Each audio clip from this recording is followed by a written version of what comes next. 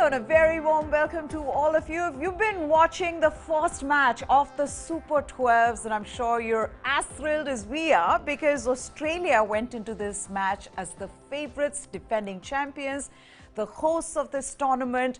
But New Zealand exacted their revenge. That's right. New Zealand comprehensively beat Australia in the first match of the Super 12s and by 89 runs. That's how emphatic this win is for New Zealand. What a performance by not just their batsmen but the bowlers as well for them, and the fielding, the catch by Glenn Phillips, already the catch of the tournament.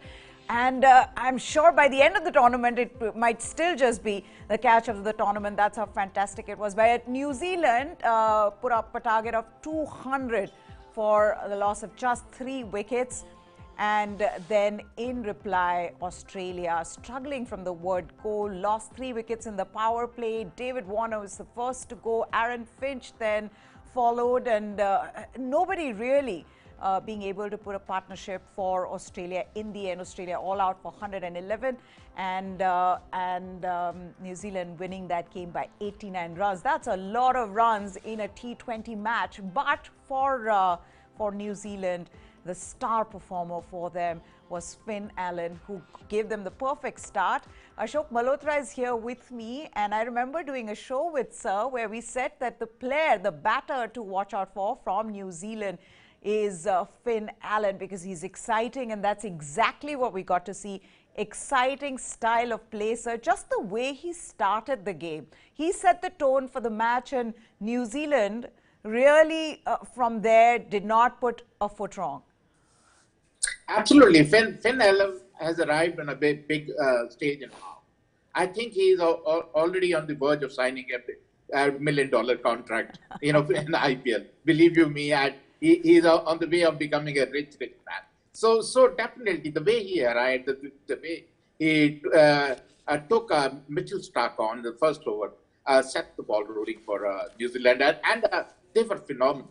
16 ball, 42 runs. He gave them an explosive start. They gave him a start which they really wanted, which helped Williamson, Conway, everybody to play the normal game, because they never let anybody else come under pressure.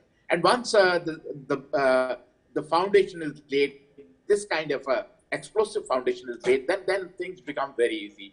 And big Australian grounds, 201 is phenomenal. Yeah. 201 is absolutely a huge total.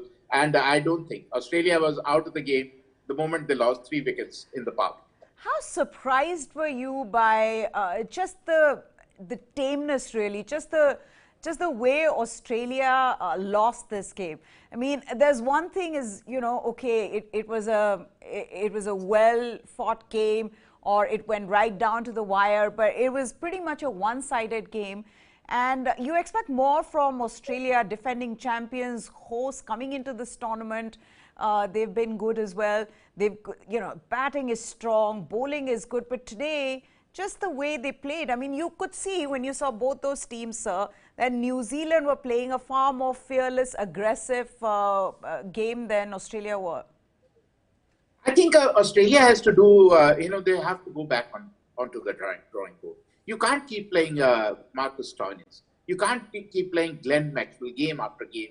And I don't know what kind of love affair they have with these two, because they always defaulted to deceive. If I may say, they always get 15, 20 runs and then lose their wicket. They never carry the team through. Maybe after 20, 30 games, one odd game here or there, they win.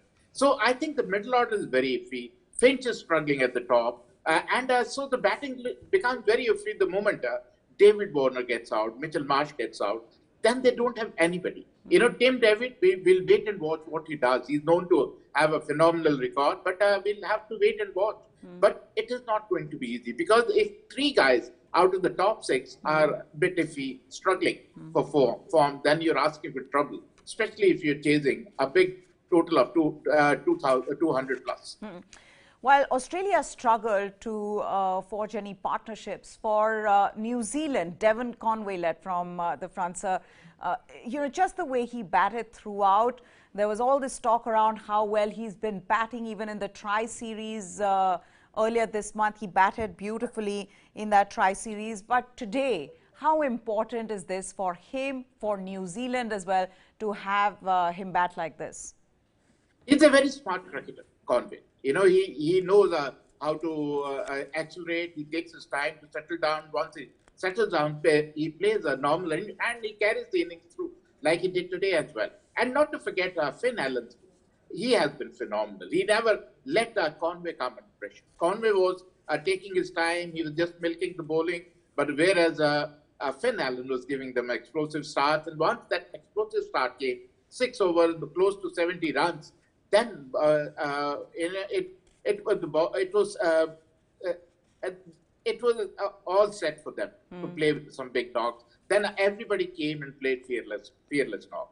Be it Williamson, be it Nisham, everybody was coming and trying to throw their weight around because they had got off to explosive start. Correct. And then Conway was holding one end up. He was milking the bowling. He was hitting a boundary here or there, plus rotating the strike and big rounds. The run is turning ones into twos. So these are a few things that they were really doing right. And I think they have announced their presence once again on the bigger stage. Bigger the stage, better they are.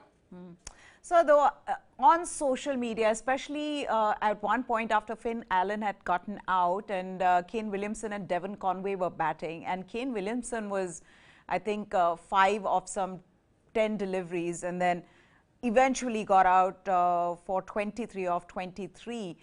There is going to be that conversation. I know today they reached 200 again because of Devon Conway and because of Finn Allen, but not always will you get that kind of start, and that's where the problem will be for New Zealand, with Kane Williamson now really struggling with the strike rate. See, today, one good thing is they didn't lose the wickets. They had a partnership between Conway and Williamson. So they laid a good foundation, and then they had the partner. So they were almost 100 by the end of 10th over, 11th over. So they had enough batting and enough firepower in that dressing. So maybe he played a bit slow. Williamson maybe strike rate of 100 runs and over, but the best thing was they had a little bit of partnership. 2020, once you get up to explosive starts, then it is the partnerships which help you build a big total. And that is exactly they did. Conway made 92 brilliant runs. And he's known to do that. He's done it for CSK. He's done it for New Zealand number of times. Yeah. He is probably one of the smartest cricketers in New Zealand team. How impressed were you by New Zealand's bowling, given that they bowled so much better than their Australian counterparts? I mean, you see not just the pacers, but the spinners as well. And a lot was expected of Adam Zampa. But in today's game, it really was Mitchell Santner getting 3 for 31. And then Ish Sodhi as well chipping in with 1 wicket for 29. Overall, a very, very impressive bowling effort by New Zealand. Definitely. And when you talk about Australia, Meha, they have 3 bowlers: Zampa, Hazelwood, Mitchell Starc. Pat Cummins goes for very many. And I don't know why they kept going for Stoinis. Because he bowled his quota of 4 overs, went for 38 runs. But when you talk about New Zealand bowling, they are phenomenal. Trent Boult makes early inroads. Southee is always very, I would say, he keeps a very low profile. He's not rated very highly, but he always delivers. And then you've got Ferguson, who is pacey, who is quick, and then not to forget Santner and H. Sodhi, who will bowl those 8 overs in the middle overs. So if they get 200, even 180, they'll put pressure on most of the side because they have got a phenomenal bowling and not to forget, phenomenal fielding as well. They are unbelievable fielders. They are like Phillips, the catch he took. Even the Nisham he took of Tim David was not an easy catch. It was dipping. So they the fielding back the bowling. Bowling is phenomenal. And I think today they outclassed Australia. Totally. I mean, if I may say, and humiliated Australia in front of their crowd. Absolutely. Because Australia is supposed to be the winners of the last T20 World Cup. They are supposed to be the champion. Appointed champions already by most of the favorites experts. To win. They turn things around, and I would say they really humiliated Team Australia. Yeah, it wasn't just a win, it was just the way they went about their game, how precise they were with their bowling plans, how emphatic they were, not just in the, just the way they were playing, how emphatic were they in executing those plans. That was wonderful to watch. Okay, sir, what will this win mean? It's the first match of the tournament, but we know momentum is a big thing. You also don't have too much time. You don't have as many games from here on. You want to win everything. So what does this mean for Australia and for New Zealand, this big win? See, big win is they will be all geared up. India, Australia and New Zealand rivalry is like India Pakistan. So it is always there. They always want to be one up of them. And once you beat Australia, then your morale is up, your self-belief is up. So you will be, I think, cruising. You are in a cruise mode now. So I think that they will be up. But whereas Australia, they will have to put their thinking caps on. They will have to start thinking whom to play, whom not to play. Is it okay to go with the Stoinis? Is it okay to make Stoinis play in the middle order where he hardly scores runs? And what about Maxwell? He scores his 20s, 15, 20s, but never wins a game for you. And he's always a certainty in the side. And what about somebody like Cameron Green, who's sitting in the dugout and not been given an opportunity? And Aaron Finch. I've been saying all along. He just uses his hands. He's not using his feet. So, I mean, if he scores runs, it's a lottery. But he doesn't seem to be in good nick as of now. I think it also comes down to the kind of dependency they have on David Warner, and if he gets out early, because of what we saw even in the last World Cup, one major reason for them winning was David Warner and Mitchell Marsh doing well for them. Today, David Warner got out, and from there on, nobody could forge any partnerships. But now let's move on from the SCG to a bouncy Perth track. There's another match that is about to start between England and Afghanistan. So that's the next match that we're looking forward to. And the toss has been won by England, and they have opted to bowl first. So that's the news that we're getting now from Perth, that England have won the toss against Afghanistan and they have opted to bowl. This is again for England, sir. It's a good side, but they've struggled with injuries to some of their main players. Reece Topley being one of them. Liam Livingstone also, they weren't sure whether he is going to make it for this game. I have the playing 11, so let me see. Okay, so Liam Livingstone is playing, so that's good news for them. England's playing 11 first, and then we'll get to Afghanistan's playing 11. That's England's playing 11. So there you can see that. Jos Buttler, Alex Hales, David Malan, Ben Stokes, Harry Brook. He's there in the middle order. Moeen Ali, Sam Curran, Liam Livingstone, Chris Wokes, Adil Rashid and Mark Wood. That is the team that they've gone with. They've had injury issues. Chris Wokes also recovered from an injury. With him, Reece Topley, who was their leading wicket taker this year, he has been out because of injury. Jofra Archer's anyway not, been fit. So they've struggled with injury in this squad. How do you look at the England squad? Is it a well-balanced squad? It is a kind of a Mark Wood has that pace which you need in Australia. You got Chris Wokes who can move the ball around. And especially playing in Perth, winning the toss and putting Afghanistan in. And they have a good bowling. And not to forget, they got Sam Kerr, who's a good all-rounder. And then they have two spinners in Moeen Ali and Adil Rashid, who can be more than useful. And not to forget the sixth bowler, Ben Stokes, who can be more than handful for beat bowling, beat batting. He's a phenomenal all-rounder. So they have got a good side. They've got all bases covered. Yes, they will miss Topley because he was a go-to man. He was the guys who were picking up early wickets. And I think they could have played David Willey, but looks like Sam Curran's batting tilted it in his favor because Willey is another phenomenal cricketer who can wield the willow too.